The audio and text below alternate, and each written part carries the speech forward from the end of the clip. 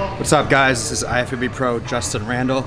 I'm here with my man Ricky, New England Muscle Media, about to film some back training. And we're at General Fitness in Fall River, my home gym, and best gym around. About to take some vasoblasts, granite supplements, and get to it. Few favorite bodybuilders of all time. I gotta go number one, my boy Jose Raymond. You know, I've been a fan of Jose since I started this stuff. It turns out we ended up being close friends. He was probably the one who had the biggest impact on me in terms of how I molded myself into a bodybuilder. The confidence, that he installed in me. He always had confidence in me. Taking on his ways, that's kind of what really molded me. And he prepped me for the first time in 2016 for a few local shows, and then the NPC Nationals to where I turned pro. Turned pro as a lightweight at 154 pounds. And it was a dream come true. It was awesome. I had really, I was kind of a nerd with bodybuilding. I would always look at all the NPC national qualifiers, the pro qualifiers. I would look at all the results. I would see the guys that turned pro. I would look at all the lightweights, the bantam weights, and, I would see all the top fives of every year. And I'd wonder, I'm like, I wonder if I could hang with these guys. In 2016, when I had actually got my pro card, I never really imagined doing much after that. Obviously the next jump would be the 212s. And when you turn pro as a lightweight, ideally you're going to classic. You're going to classic or you're pretty much done. But it was installed in my head. I'm like, no, I want to at least take a stab with 212s to say that I did it. Once again, I had always looked up to Jose, his competition, Eduardo Correa. I would see him out there with all those guys, Guy Cicinino. And I'm like, no, I want to take a stab at a 212 show. Obviously, I knew I would need time, coming from 154 pounds. But I was pretty set in stone on that. I was obsessed with it.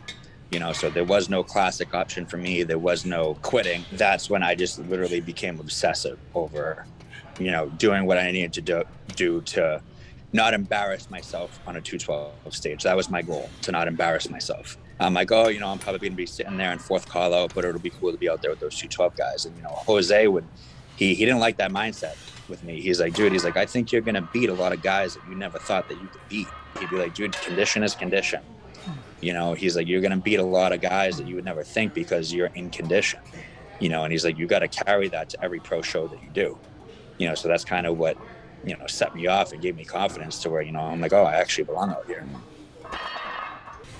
It was definitely a lack of confidence before, but then it kind of shifted to I was kind of headhunting. I had always had fun with these pro shows because it was like, I was a take what I could get kind of guy. But at that point, after that New York Pro, I'm like, all right, this is awesome.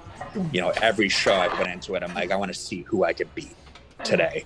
I'm like, I want to see how many guys that I can beat. I'm like, I know that my condition can beat guys now that are bigger, that are they're more well-known. Because obviously in the IFBB, all the lists come out a week before, and who you're going against. So the bigger the show, the more excited I got.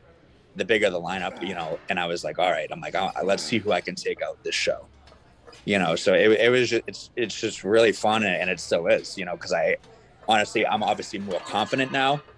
I know who I can hang with, but I still have that mindset, no one's ever really going to take that lightweight mindset out of me.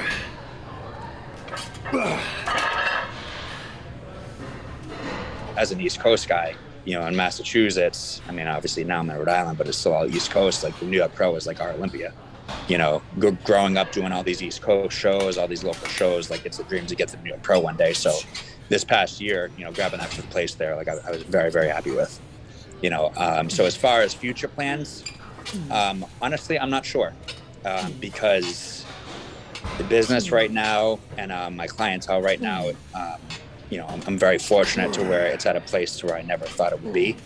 And now is where the balance is starting to get very difficult for me. Especially this past prep. I had a rough prep this past year, although it turned out to be my best look. My body was kind of falling apart. I probably trained with maybe 1/3 of the intensity that I usually do, a lot of aches and pains. And, I have a lot of work to do. Day in and day out with my clients and stuff like that. 5 weeks out from my shows this year, I was in Florida for a show. I had 8 people competing, and, the day that they were competing, I think I ate once that day. So it kind of made me take a step back and realize, I'm like, all right, competing right now, I think needs to be put on pause, because, this is what I do. My people come first. and obviously if it were to end today, I'm very, very happy with what happened with my, IFBB career. It was obviously, as we discussed, 10 times more than what I ever expected. So will I compete again? Not anytime soon. Definitely not next year. But I don't know where my mindset's going to be, at the end of next year. I'm always going to be a competitor. I'm always going to be a bodybuilder. It's just right now I need to put other things first. It's not easy. So I would say right now, obviously I'm still training. I actually feel great. My body weight's down as if it would be to a typical off season. I'm in the 180s. So my focus right now is in, when's the next show, which that's the mindset that I've had for the last, 8 years is when one show ends, what's next year? So I would say that mindset isn't there right now. The mindset is my people come first, and I'm just going to maintain a, pretty solid physique to where if I want to do something in the future, it won't take too long to get ready to do it. I remember hearing John Meadows say, when I was growing up following him, that he lets the passion drive him, not the money. And I would say that that's the advice that I would give to anybody that wants to get into this. Let things happen. Let the passion drive you. The want to help people, let that drive you. And then, gain your experience. Like I said, this is an industry now to where no one's going to trust you unless you produce results. No one's going to want to pay you money unless they're very confident that you can produce results for them. So the money's not going to really come first. You have to be willing to put in the work with people. You have to be willing to, do the research, to learn things, to learn through trial and error, and to do this for a while before you can turn this into a career. You have to put in the time. You have to let the passion and the actual want to help people, to want to make people better, you have to let that drive you and let everything else follow later.